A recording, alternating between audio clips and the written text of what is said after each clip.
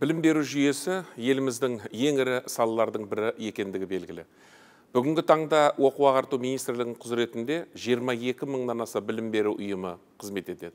Бұл 11 мың балабақша, 8 мыңға жуық мектеп, 800-ге жуық колледж, 7 миллион баламен 500 мыңнан астам педагог қызмет етеді.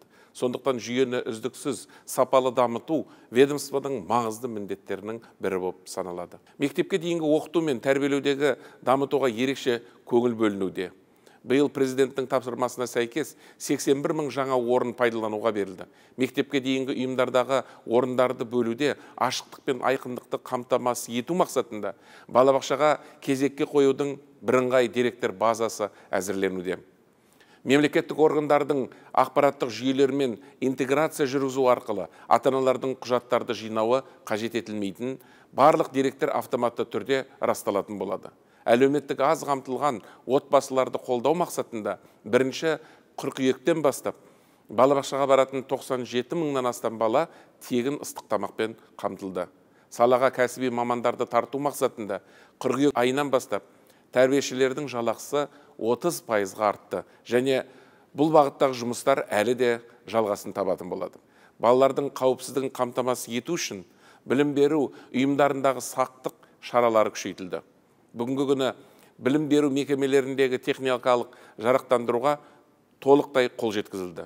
Бұл бейне бақылау камералары, дабыл түймелері, турникеттер мен арнайы күзет қызметкерлері. Балаларды зорлық, зомбылықтан, суицидтің алдын алудан қорғау, олардың құқықтары мен әл-ауқатын қамтамасыз ету мақсатында кешенді жоспар қабылданды. Бұған дейін еліміздегі 9 өңірде ғана оқушылар тегін ыстық тамақпен қамтылып келсе, биылғы 1-ші қыркүйектен бастап барлық өңірдегі 1,4 миллион бастауыш сынып оқушысы мен 5 пен 11-ші сыныптар аралығындағы 200 мың әлеуметтік аз қамтылған отбасының балалары мектептерде тегін ыстық тамақпен қамтылып отыр. Биыл елімізде 132 мың орынға арналған 154 мектеп ашылып отыр. Бұл мектептердегі іске қосу арқылы 12 апатты және 29 3 ауысымды мектептің 32 тозығы жеткен мектептің мәселесін шешуге ықпал етіп отыр.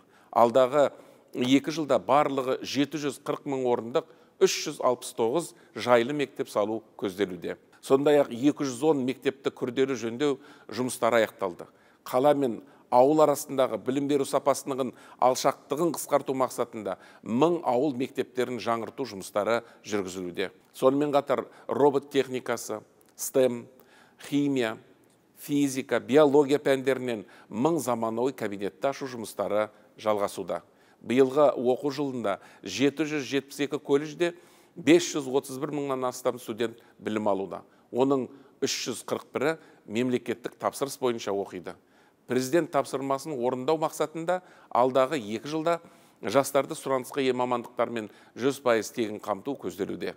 25-ші жылы мемлекеттік тапсырыс көлемі 155 мыңға дейін артатын болады. Оның 70%-ын техникалық мамандықтарға бағыттау жоспарланып отыр. Биылғы оқу жылынан бастап студенттерді әлеуметтік қолдау мақсатында стипендия, яғни студенттердің шәкіртақысы 50%-ға артты. Ал келесі жылы тағы да 50%-ға арту көзделіп отыр.